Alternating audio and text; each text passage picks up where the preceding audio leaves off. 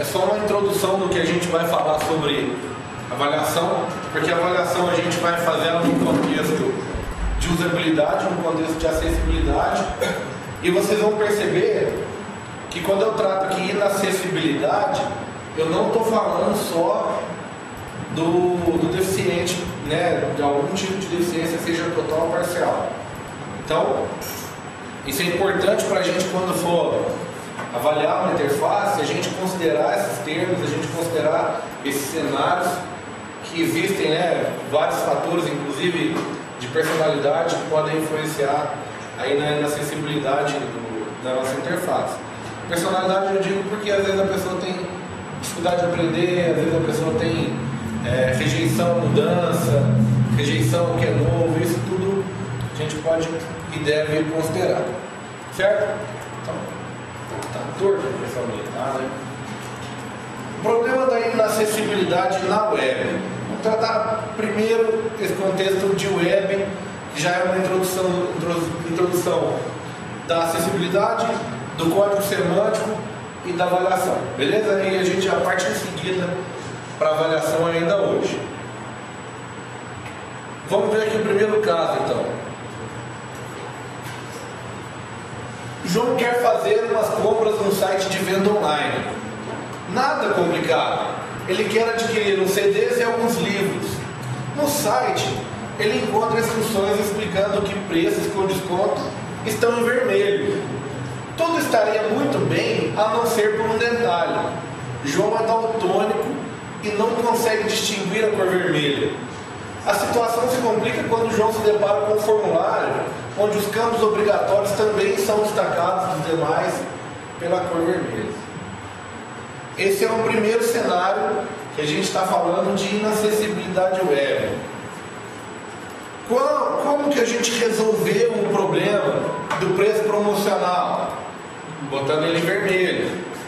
A gente colocou os campos obrigatórios, colocando a borda deles de vermelho, ou o preenchimento do campo formulário de vermelho. O problema é que o João é daltônico. Então ele precisa de outro elemento, ele precisa de uma outra figura, de um outro elemento mesmo, dessa semântica, que diga a ele que aquele código, que aquele campo obrigatório, que aquele é o preço promocional. E como que a gente costuma ver isso hoje na internet? O preço promocional. Geralmente o preço antigo, ele fica taxado e o preço novo fica em negrito de baixo, né? Ele está em vermelho, está em negrito, está embaixo. O preço antigo fica taxado, riscadinho, né, em cima do número. É um elemento que o João vai considerar. O campo obrigatório, ele está em vermelho e a descrição do campo tem um asterisco na frente, certo? Esse é um outro elemento que o João vai considerar. Caso 2. Toda vez que Sandra precisa ir sozinha ao supermercado, ela fica aflita. Sandra tem síndrome de Down e tem dificuldades com leitura, cálculos matemáticos e conceitos abstratos. Na hora de escolher um produto, ela fica confusa com as diversas opções e acaba perdendo o controle de quanto ela está gastando. Uma vez um amigo dela apresentou um site onde ela poderia fazer as mesmas compras que ela fazia no supermercado pela internet. Ela tentou usar o site algumas vezes e logo descobriu uma série de dificuldades. O site nunca deixava claro em que seção ela estava, nem como encontrar um determinado produto. Em algumas seções, o layout da página muda completamente e a Sandra fica na dúvida se ainda está no mesmo site ou não. Então, nessa situação, a gente tem aquele caso assim, ó.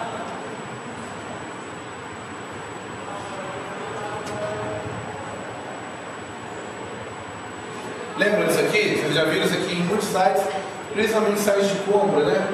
Que vem a categoria, as subcategorias e tal, em informática, está, por exemplo, em eletrônicos, aí por algum motivo o cara considera a informática uma categoria de eletrônicos.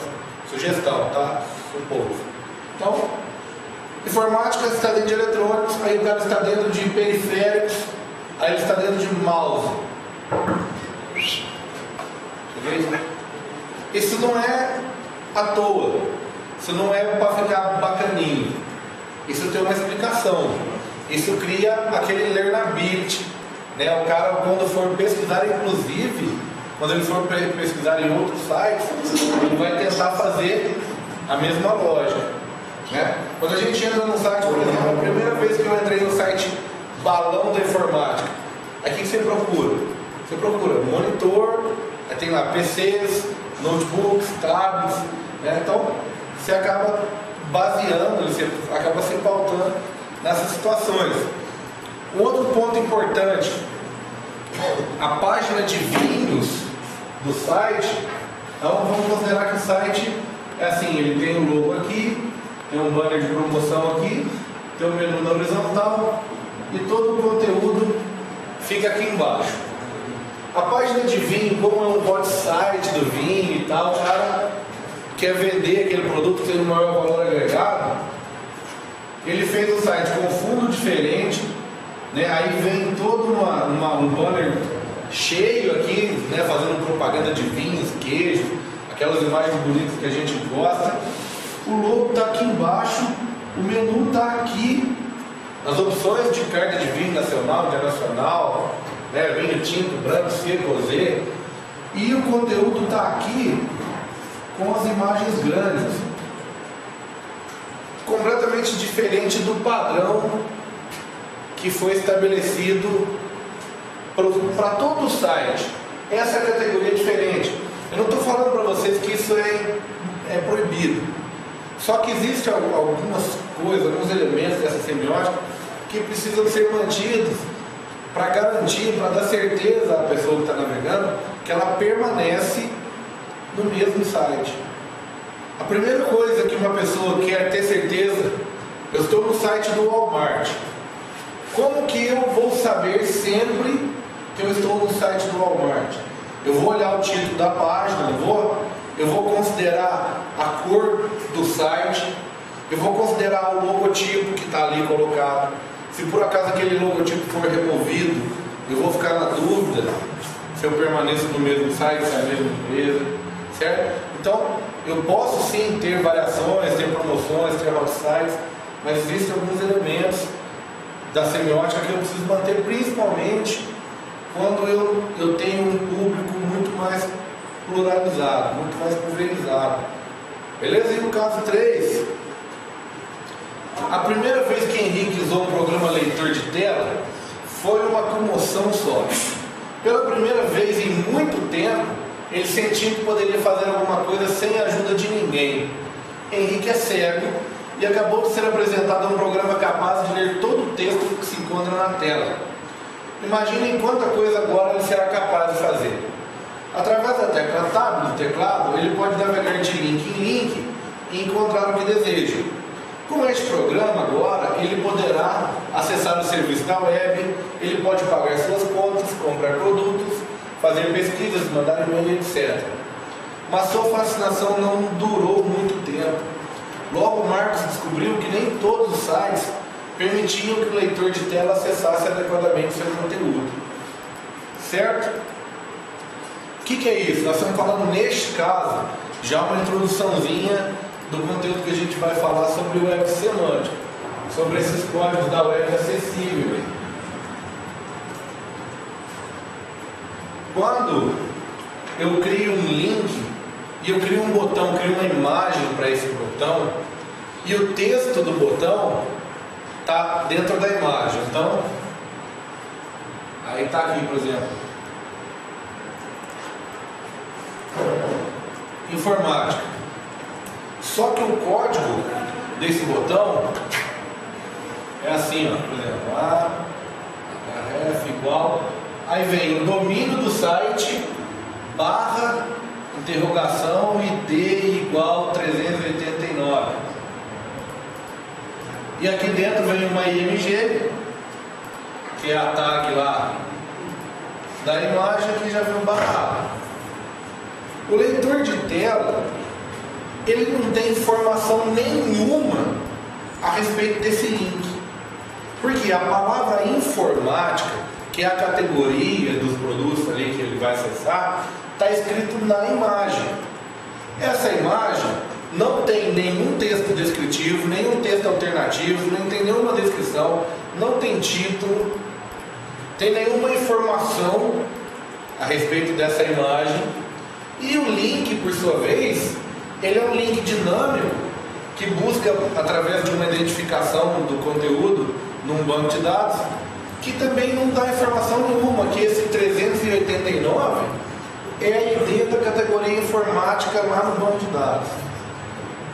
Isso aqui é uma tremenda confusão, inclusive para todo mundo que navega às cegas, certo?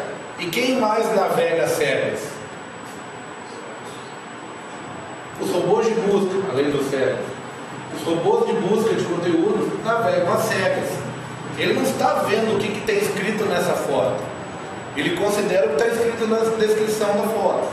É por isso que aquelas tags, né, a title, essas tags, elas têm sempre um texto alternativo, uma descrição, um título, que é para você utilizar, não para fazer simplesmente como referência JavaScript, mas para você fazer acessibilidade do seu site. E são elementos simples, são coisas muito simples que a gente vai perceber. Inclusive nós vamos usar um site que avalia a acessibilidade de outros sites, e nós vamos ver quanto de muitos sites grandes que a gente considera navega, quantas falhas esses sites cometem. Você sabia que existe uma lei que exige que todo site de instituição pública seja acessível? Imagina qual foi a dificuldade de encontrar um programador. Vocês conhecem alguém aqui da cidade que faz site? Conhece, né? Um monte aqui faz site também. Vocês conhecem algum aqui que faz site, que já fez site para cego? Você conhece alguém aqui desse site que já fez site, né, que foi para ser e testou no Firefox, que testou no Chrome, que testou no Safari, testou no Internet Explorer 3 versões e que testou usando um web surfer aí de cego para ver se o site dele estava coerente? Gente, eu falo para vocês, esse aplicativo de navegar, né, que os cegos utilizam na dela, é difícil demais de usar, cara. É difícil demais de usar. E é bom a gente testar. A gente vai fazer esse teste, a gente vai experimentar esse aplicativo. Certo? O que é web acessível? O que é web? Né? Primeiro, a internet, a gente considera os protocolos, né? A gente considera toda a comunicação, os backbones, as torres, os servidores, isso a gente considera a internet, a infraestrutura, o que é gigante nesse caso. A web, por que ela tem esse nome? A web em inglês significa teia. Teia, é isso mesmo? Web em inglês significa teia. De onde veio esse conceito? Esse conceito veio de que o meu site faz um link para um segundo site, que faz um link para um terceiro site, que utiliza uma imagem que está originalmente hospedada num outro site, que cria uma conexão com outro site, que automaticamente é ligado naquele primeiro. Isso aqui é a web.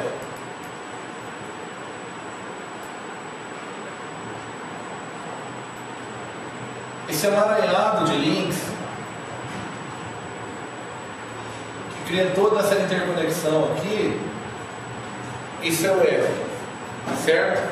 Então, é desse conteúdo que nós estamos falando, é disso que nós estamos tratando, dessa relação que existe entre o conteúdo na internet.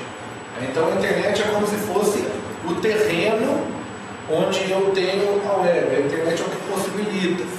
A web tem muito mais a ver com o conteúdo. Ok? Acessível significa fácil de aproximar, de tratar ou de obter. Então vamos tentar considerar esse acessível dentro do nosso contexto.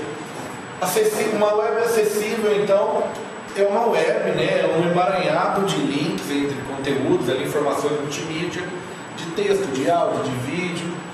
É esse emaranhado fácil de aproximar, fácil de tratar ou fácil de obter. Tá? Portanto, o web acessível seria uma representação ideal da web, onde todas as pessoas teriam acesso ao seu conteúdo. Não pessoas, também sistemas.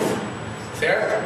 Quando a gente tem web services, robôs de busca, robôs indexadores, aqueles robôs desgraçados de hackers que ficam procurando um formulário para preencher, para enviar propaganda de Viagra. Esse site, ele também é acessível, ele também deveria ser acessível, inclusive essa máquina. Né? A gente vai discutir um pouquinho um tema polêmico, que são os CAPTCHA. Né? O CAPTCHA, ele é um mal necessário, né? É um inferno na vida do ser humano, mas por conta desses robozinhos que ficam buscando formulário, é que a gente inventou uma forma de bloqueá-los. Pela premissa básica de que esse robozinho, ele não consegue ler o conteúdo da imagem, certo? Então, se tem a letra A ou se aquele é o número 4, ele não distingue daquilo, certo? Já tem alguns códigos aí em Python e Ruby que já fazem, utilizando a biblioteca GTK, já consegue dar uma lidinha na imagem. Vai mapeando ponto, assim, é um inferno. Os caras estão piorando o trem. Caramba, mas felizmente, né, a gente ainda desmentiu. A web é composta por documentos e sistemas. Então, olha só: site, sistema de web e-mail, sistema de busca, indexador de conteúdo e o conteúdo das páginas. Aqui eu tenho o conteúdo. Desse lado eu tenho o criador do conteúdo, a sua ferramenta de criação, a ferramenta de avaliação, a ferramenta de publicação. Do lado de cá eu tenho o utilizador, que tem a tecnologia de apoio, que tem os browsers, os reprodutores de mídia, né, os plugins do Flash, todos os reprodutor de áudio, reprodutor de vídeo, essas ferramentas que a gente utiliza, que muitas delas já vêm inseridos ali nos browsers, né? Então, aqueles leitores de PDF. E todas as duas partes acessam este conteúdo que é o que constitui a web. A web é acessível, né? E se o usuário for cego? Se ele for surdo? Se não tiver uma das mãos? Ou se estiver temporariamente incapacitado? Você quebrou o braço direito, que é o braço que você usa o mouse. Você nunca experimentou usar o mouse com a mão esquerda. Aí você quebrou o braço direito, tá feio, assim, inclusive um dia só, com a mão virada. Assim. Vai ser fácil de navegar ali? Nem nesse touch infernal que não é fácil de navegar com a mão só. Certo? Então, e se esse cara estiver assim? Será que ele consegue pular no tab? Será que ele pode usar o mínimo possível do mouse? Será que o Enter vale como um clique? Esse tipo de coisa que a gente tem que considerar. Se o cara for surdo, será que parte do meu conteúdo vai ser aproveitado? Será que o meu site está apropriado para essa pessoa que também não ouve? Se ele for cego, será que eu preparei o meu código para ser usado por um leitor de código? Foi por causa das necessidades especiais dessas pessoas que as ferramentas assistivas foram criadas. Ferramenta assistiva cunhada ali do termo de assistência mesmo. Já que existem as ferramentas de navegação assistiva, então está tudo bem. Então tem o leitor de tela, o cara lá, o leitor de tela tem que saber ler o código HTML, ele tem que traduzir aquele conteúdo para o cara, então está tudo resolvido, né? Vamos dar uma ideia aqui das diretivas para a construção de um conteúdo acessível. Não é tudo, certo? Nós ainda vamos ter que dar uma passadinha por isso, mas vale a pena dar uma considerada. A W3C, organização mundialmente conhecida por elaborar documentos de especificação de tecnologia especialmente criada para a web. Então, padrão para a web, de imagem, de resolução, de tamanho, de códigos HTML, código CSS, de cabeçalho, de protocolo, isso tudo é definido pela W3C. Até algum tempo atrás a Internet Explorer desconsiderava grande parte dessas recomendações. Do 9 para cá ele tem ficado um pouquinho melhor. Ainda tem os seus padrões próprios que só funcionam nele, mas em geral, alguns demais ele consegue considerar. A Web Accessibility Initiative, a ATAC, né, que é o Authority to Accessibility Guidelines, não tem nada a ver, destinado para fabricantes de ferramenta de criação de conteúdo. Então, a ATAC é uma normativa para quem cria ferramentas de criação de conteúdo, certo? A WCAG, a Web Content Accessibility Guideline, destinada a conteúdo de página web, utilizada por desenvolvedores de página web. Então, é WCAG, a normativa que nós, desenvolvedores web, devemos considerar e respeitar na hora de criar o nosso site acessível. E a UAG, User Agent Accessibility Guideline, destinada a desenvolvedor de browsers e players de mídia, incluindo também alguns aspectos de tecnologias assistivas. Construção do conteúdo acessível. O Brasil criou o seu próprio padrão, que se foi, né, batizado de EMAG, muito baseado na W3C, né, baseado principalmente no WCAG. Nós vamos considerar, nós vamos ler ele, vamos ver que é chupadaço do WCAG, o que é bom, porque não adianta criar um padrão igual as tomadas brasileiras, só funciona para o Brasil e equipamento fabricado no Brasil. Isso não é padrão para ninguém, estamos falando de padrão mesmo, conteúdo inclusive internacional. Algumas regrinhas. Mantenha o HTML da sua página semanticamente correto e válido. Por exemplo, use sempre H1, H2 para títulos e P para parágrafos. Sempre valide o seu HTML. Então, por exemplo, eu quero fazer um título na minha página, o título principal da página, eu defini que vai ser a tag H1.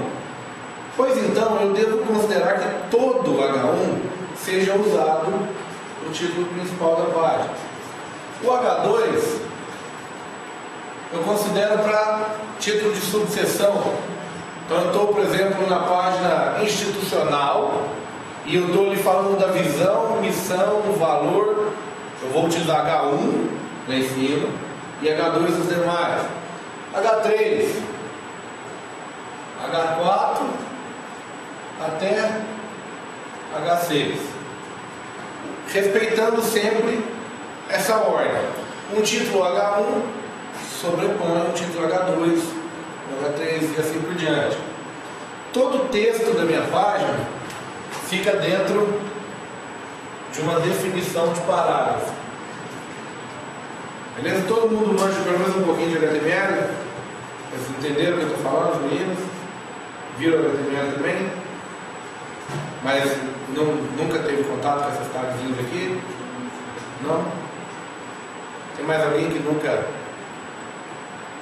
consegue? Você já olhou isso aqui? Geralmente os moleques são mais função, né? As meninas elas só naveram, né? Já tinha visto o HTML? Então, vou tentar deixar isso mais claro possível, para não criar confusão. Mas é importante você entender que esse H é de reader, o H de reader, e o 1, 2, 3 é para criar essa ordem. Organize o conteúdo da sua página de forma que ele faça sentido quando for lido.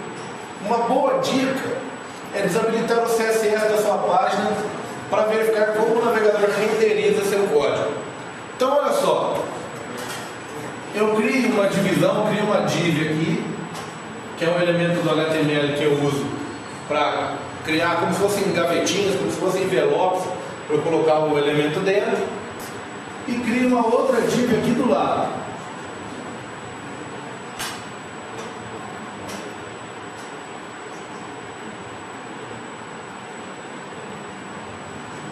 Quando eu aplico o CSS, que é uma folha de estilo, e essa folha de estilo é que vai considerar que esse quadradinho tem a borda azul, tem 300 de largura, tem 500 de altura, que o texto aqui dentro é preto. Isso tudo vai estar dentro de um arquivo que a gente chama de CSS. Quando a minha página carrega o HTML e carrega o CSS, ela fica montadinha assim, bonitinho. Então tem um pouco do conteúdo aqui, um pouco do conteúdo aqui, e olhando dessa forma isso faz pleno sentido. Só que por algum motivo eu peguei, coloquei isso aqui em cima na linha 1, isso aqui na linha 2, aí eu usei um float para flutuar esse quadradinho aqui no canto esquerdo e esse aqui para flutuar no canto direito, e deu certo. Ou então eu forcei a posição deles definindo pelo position. Falei, eu quero que você fique a 100 do topo e a 50 do canto esquerdo, e o outro vai ficar a 100 do topo e a 50 do canto direito. Quando você lê esse CSS, o site leu o CSS, leu o HTML e montou dessa forma, e ficou perfeito, ficou perfeito. Só que o cara vai entrar para navegar no seu site, o computador dele estava desligado há 10 anos, ele está usando o Internet Explorer 6. Isso aqui não vai carregar. Como esse HTML foi definido primeiro, então vai ficar assim, ó. Vai ficar um em cima do outro. Um leitor de tela utilizado por um cego vai enxergar dessa forma. Só que aconteceu, a primeira parte do texto está aqui e a segunda parte do texto está aqui.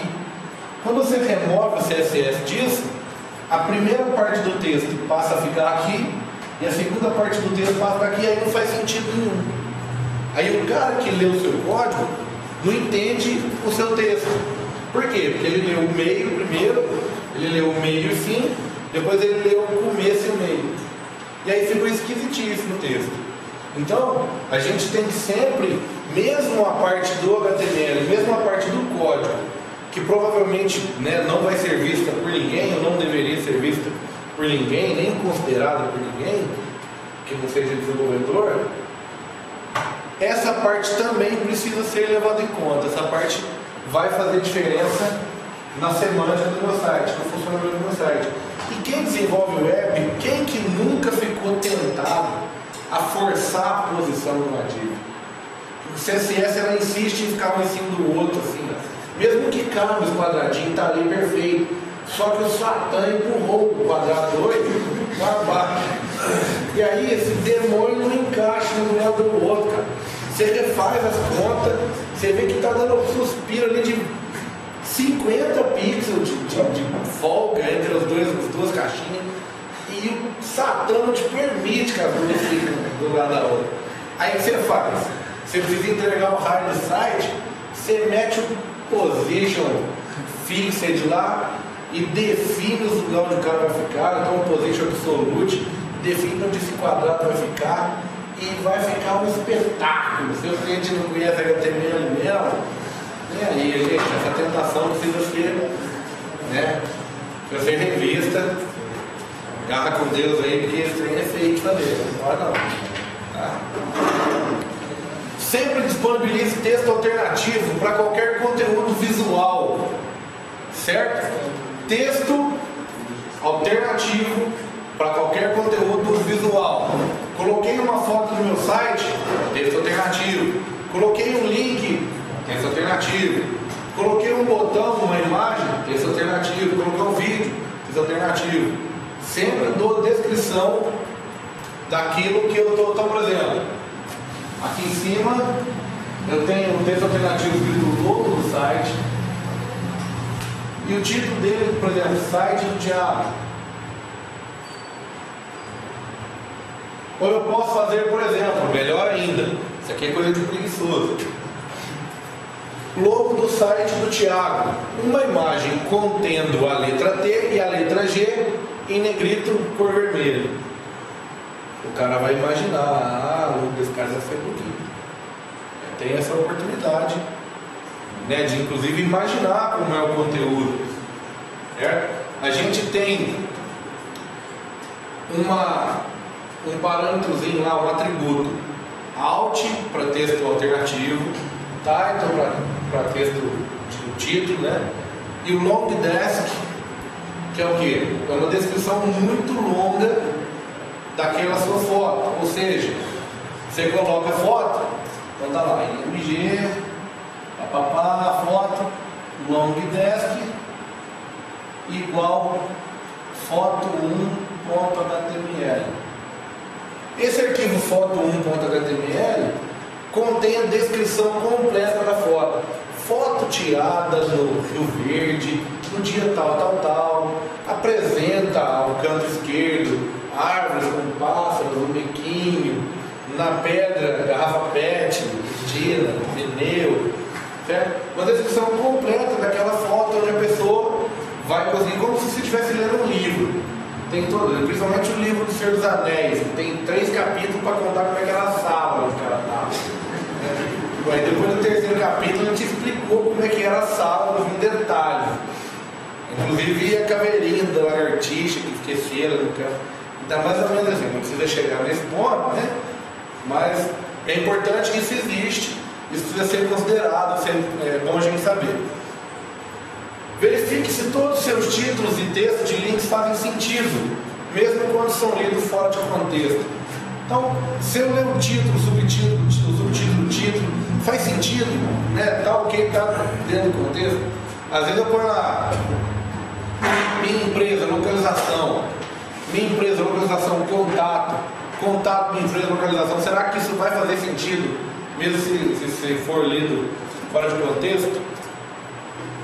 A regra é simples aí, ó. Identifique a linguagem utilizada, o idioma. Por quê? Faz todo sentido e é uma atividade bastante simples.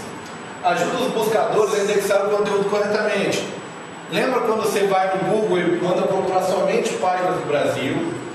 Ele vai pegar o IP daquela página, do servidor e tal.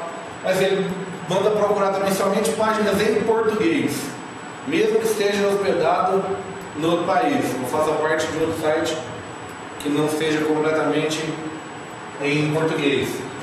Como que ele consegue descobrir isso? Oi, cheguei. Fernando tá aí? Forgado.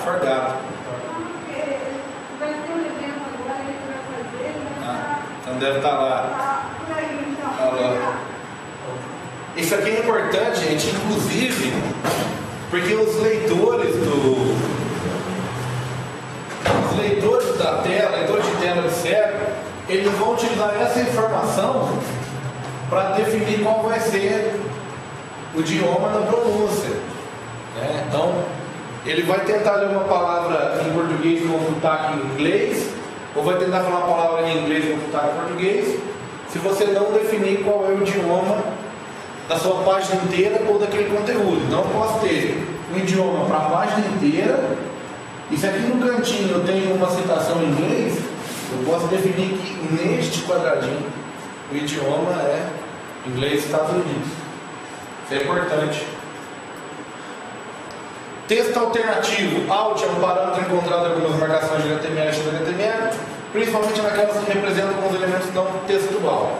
Então eu já falei do Alt, né? Ó, aqui tem uma imagem, simplesmente a tag com atributo chamando a imagem, e aqui embaixo eu tenho uma imagem com a tag chamando a imagem, a tag Alt que fala capa do livro, o silêncio da aula. O cara sabe, essa imagem é a capa do livro. Beleza.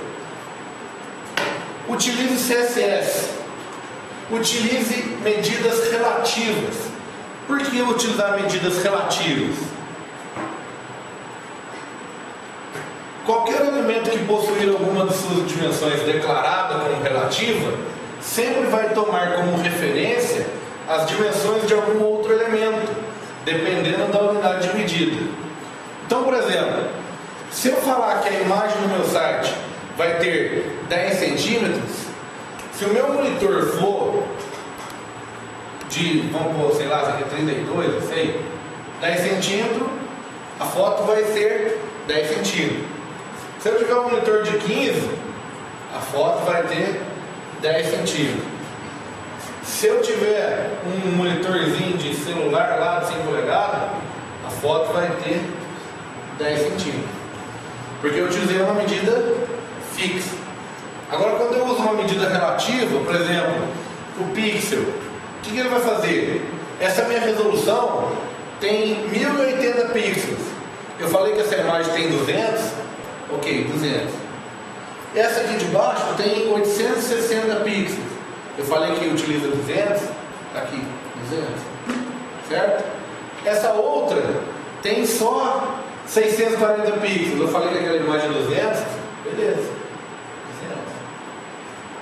certo? Ela vai sempre caber dentro daquela dimensão relativa. Por exemplo, porcentagem.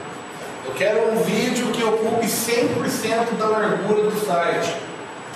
100% da largura do site serve para o cara que navega na resolução 800, 600, 1024, 1280, 1300 lá vai porva, certo? Serve para qualquer resolução, porque 100% é 100%, certo? Dividir minha página ao meio, tem uma div de cá, tem uma div de cá. Eu quero que essa imagem de fundo ocupe 100% da div. Tranquilo, né? Se essa div for dimensionada, a imagem também vai ser dimensionada, ok? Tranquilo? Então, é por isso que é importante a gente sempre usar medidas relativas e não medidas fixas ou absolutas. Pense na estrutura da página. Isso é importante. Se preocupar com a organização, a estrutura da página web é uma obrigação do bom projetista. Deve pensar em como organizar o conteúdo, né, mesmo que ele faça sentido mesmo sem o CSS. Nem todo usuário navega utilizando o mouse, nem todo usuário pode ver a página, isso tem que ser considerado.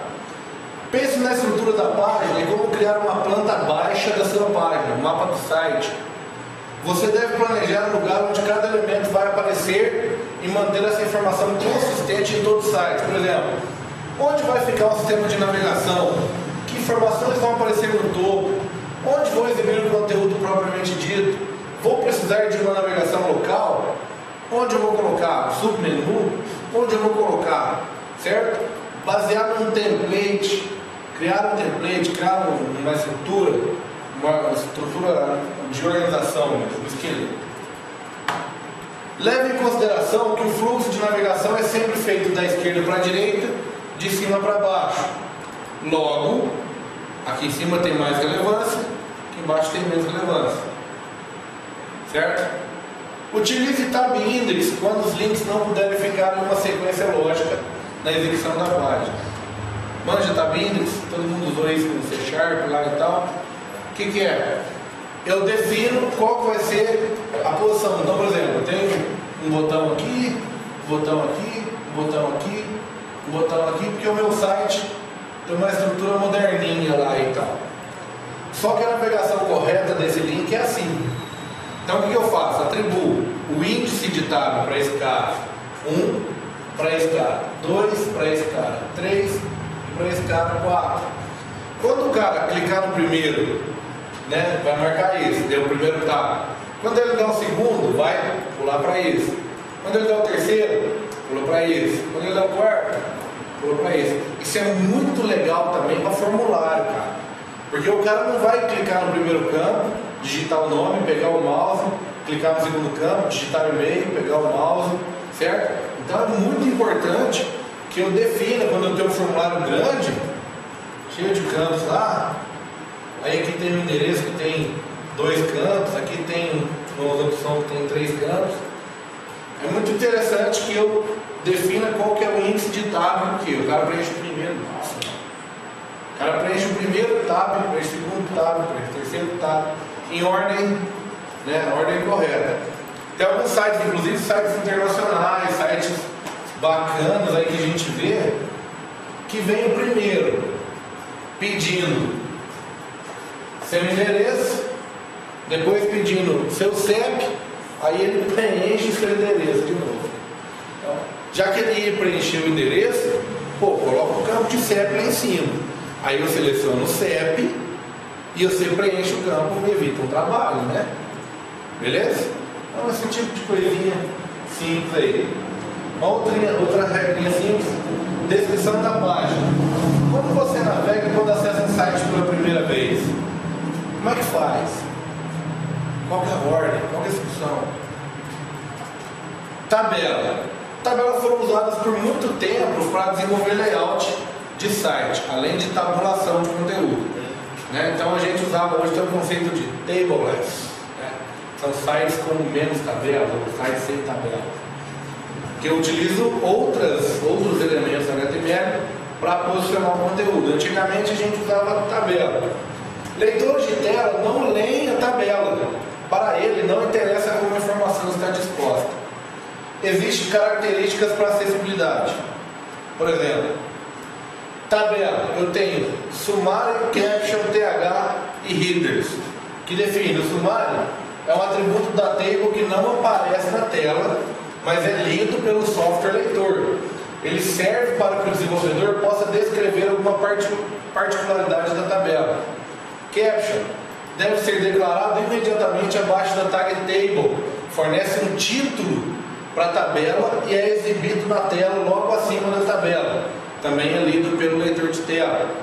TH marca uma célula de cabeçalho. Muito importante que o cabeçalho de uma tabela seja corretamente marcado no HTML, para que o leitor de tela reconheça quais células são dadas e quais são o cabeçalho. Então, eu tenho aquela lá em cima que é assim: nome, idade, endereço, telefone e status. Aí dali de baixo vem só a linha de conteúdo, certo? Essa primeira aqui em cima, eu tenho que usar uma TH no lugar da TR para definir que aquela não é uma linha de dados, é uma linha de cabeçalho. E header, esse atributo de TD, vincula uma determinada célula ao cabeçalho existente. Em headers é declarado o ID do cabeçalho do exponente. Então vamos ver, ó. Deixa eu mexer aqui. Ó, eu tenho uma tag table aqui. Borda 1, sumário. Tabela com nível de cabeçalho horizontal. Eu tenho o que? O sumário é o...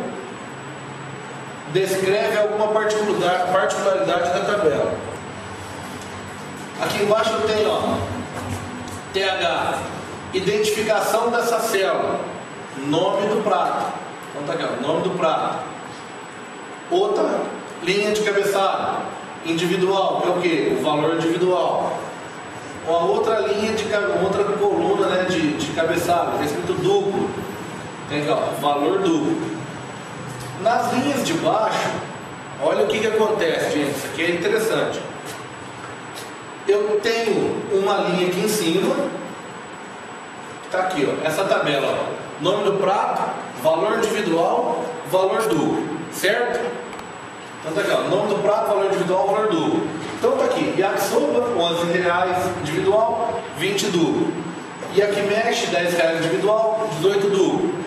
Yakibifan, 18 individual, 35 duplo.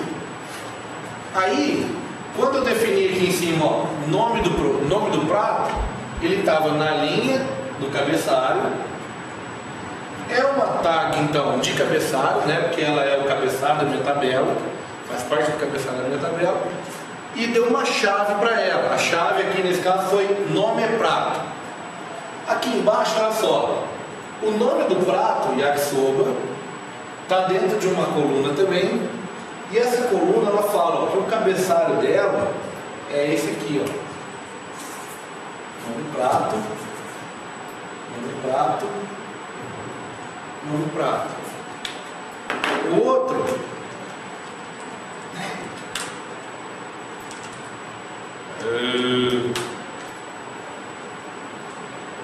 sério mesmo? Valor individual e valor individual. Porque o meu leitor de tela não vai ler bonitinho assim, certo? Tabuladinho igual a gente faz.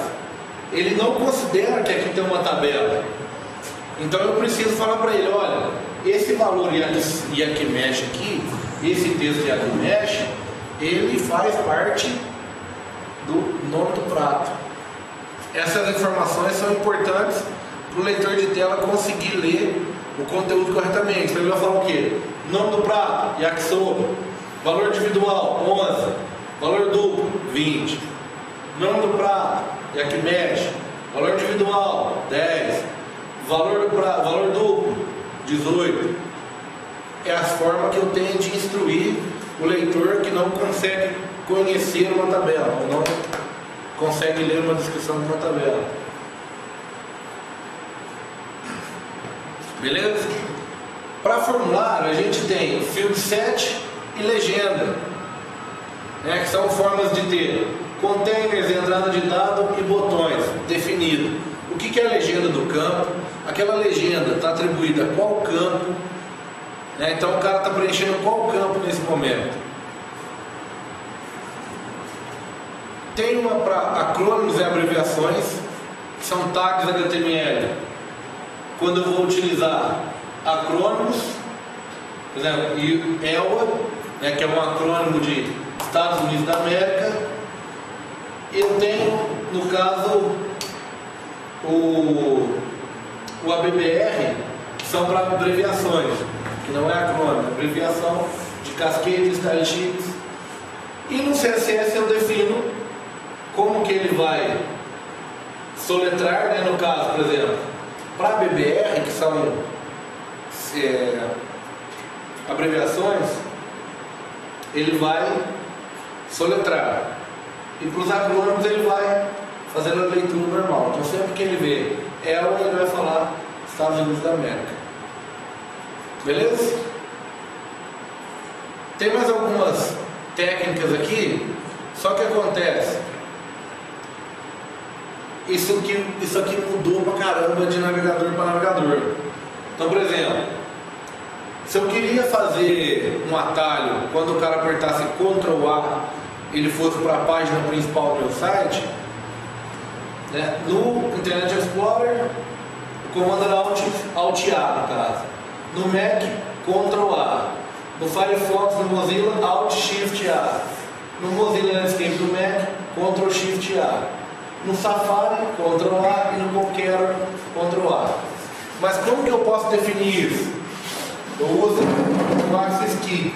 A gente vai ver no site do governo que, por exemplo, ir para a página de contato, o atalho é a tecla C.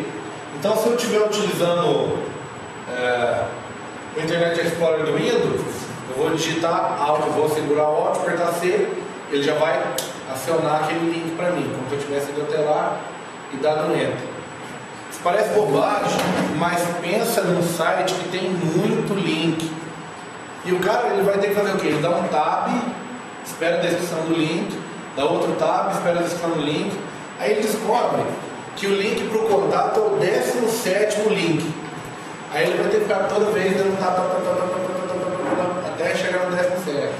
Se você criar um atalho para ele, quando ele quer ir no contato, Alt C, já abriu o contato. Certo? E a gente finalizando aqui, técnicas para aplicação de acessibilidade. Skip link ou jump link, conhecido ainda como âncora. Já viu que aqui em cima tem um link, por exemplo, melhor, tá aqui assim, ó, ir para o topo. Já viu alguns links assim? Que você clica, ele não recarrega a página, ele só roda a página, ele só rola a barra de navegação lá para cima. Ou então você está lendo no menu lá em cima, principalmente página de documentação, de conteúdo técnico. Aí está aqui assim, ó, instruções de instalação. Você clica nesse link, ele rola a página para você lá no meio, certo? Esses então são âncoras, ou skip link, ou jump link. Controle do tamanho de letra, já viram? Tem um Azinho menor e um A maior, assim, que o cara escolhe qual o tamanho da fonte que ele precisa para ler. O problema dos CAPTCHA, né, que é um satã aí também. É difícil até pra gente que enxerga, né, cara?